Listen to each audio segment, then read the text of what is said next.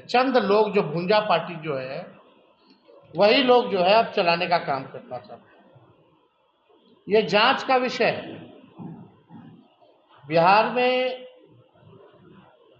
नीतीश कुमार जी के शासन में ये जांच का विषय है और मेरा इसमें 5 सवाल है जो हम मुख्यमंत्री जी से पूछना चाहते हैं।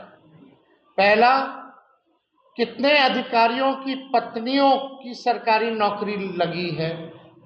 पहला सवाल मेरा ये है कि कितने अधिकारियों की पत्नियों की सरकारी नौकरी लगी है। बिहार की सरकारी शिक्षा व्यवस्था का सत्यानाश कर कितने अधिकारियों के बच्चे विदेश में शिक्षा प्राप्त करते हैं, ये मेरा दूसरा सवाल है। बिहार का शिक्षा व्यवस्था बर्बाद कर दिए लोग और अपने बच्चों को विदेश कितने अधिकारी जो हैं वो भेजे हैं, हम जानना चाहते हैं। तीसरा सवाल, कितने अधिकारियों के बच्चे बिहार के विभिन्न विभागों में अपनी कंसल्टेंसी फर्म बना उसकी सेवा दे रहे हैं, ये हम जानना चाहते हैं। बिहार जानना चाहता है कि कितने अधिकारियों के ऐसे परिवार बच्चों के लोग हैं जो कंसल्टेंसी फर्म बना करके इस सरकार में कई मंत्रालयों में सेवा दे रहे हैं। इसका जरा आंकड़ा ये जांच करना पड़ेगा।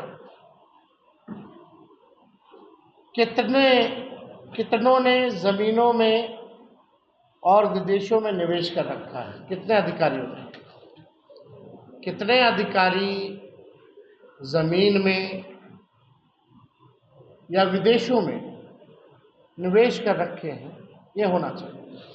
हम लोग भी मंत्री होते थे तो एफिडेविट देते थे, सारा चीज देते थे। यानी अब साफ दिखाता है कि मुख्यमंत्री जो लेते हैं, पता नहीं अधिकारियों का लेते हैं कि नहीं लेते हैं, वो एक तरफ देखते भी नहीं होंगे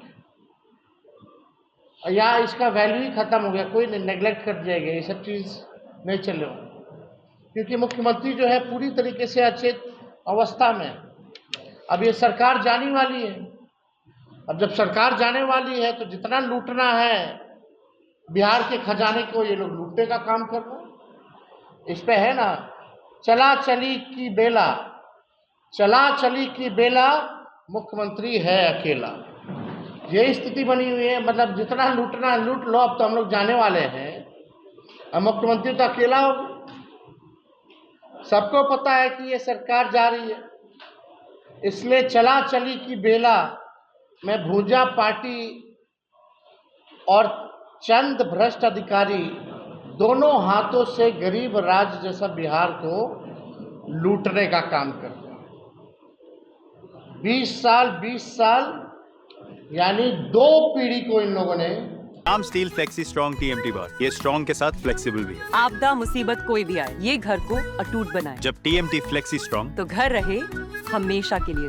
बर्बाद किया है और ये लोग चाहते हैं कि आने वाली जो बिहार की पीढ़ियां हैं उनको भी बर्बाद करने का काम करें। मुख्यमंत्री, अब तो मुख्यमंत्री के जो अधिकारी अब तो उनके भी वफादार नहीं रहेंगे, मुख्यमंत्री के भी वफादार नहीं। बताइए, और कोई पढ़ा लिखा महिला नहीं थी कि मुख्यमंत्री के सचिव के धर्मपत्नी को आयोग में सदस्य बना दिया गया। क्या चल रहा है ये? अब तो आप देख लीजिए, आप ही लोग, बिहार का तो अब भगवान मालिक है। लोकतंत्र के नाम पे कोई संस्था जो है अब नहीं बची, पूरी तरीके से इन लोगों ने बर्बाद कर दिया। हम लोग चाहे ये जो हम लोगों ने कागज दिखाया है, ये तो कागज पे ऑन रिकॉर्ड है, तभी हम प्रेस कॉन्फ्रेंस कर रहे हैं। ये आप दोनों लिस्ट आप देख लीजिए, समाज कल्याण निदेशालय का आप देख लीजिए, उसमें साफ तौर पे आप लोगों को भी दिलवा दिया जाएगा, एक कॉपी या व्हाट्सएप ग्रुप पे हम डलवा देंगे मीडिया पे। दूसरा, ये सुप्रीम कोर्ट का ऑर्डर भी निकला है तो केवल यही दोनों बेटियों के लिए निकला है, स्पेशल है भैया। यानी इतने दिनों से रोका गया था क्या? क्यों नहीं इस जगह रिक्त क्यों थी? इस पद को क्यों नहीं भरा जा रहा था? अगर नहीं भरा जा रहा था तो भी सुप्रीम कोर्ट में बिहार सरकार सफर कर रही होगी। केसेस इतने हैं, मुकदमे इतने हैं, और भरा भी गया है। तो जनता दल यूनाइटेड के जो अध्यक्ष हैं, वर्किंग अध्यक्ष, वर्किंग प्रेसिडेंट, उनकी 2 बेटियों को भरा गया है। 20 साल तजुर्बा होने के बाद भी सुप्रीम कोर्ट में ऐसे बड़े से बड़े लॉयरों को जगह नहीं मिलती है। हमको भी नहीं लगता कि 1 साल का भी एक्सपीरियंस है, 2 साल का एक्सपीरियंस है। ये स्थिति बनी हुई है। और आयोग में तीनों दामाद, चाहे मांझी जी के दामाद हो, चाहे पासवान जी के दामाद हो, चाहे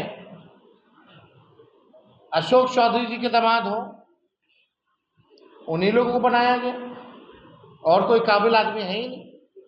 तो इससे अगर जुड़ा हुआ कोई सवाल अगर ये स्टाइल का मामला है, रूपा फ्रंटलाइन।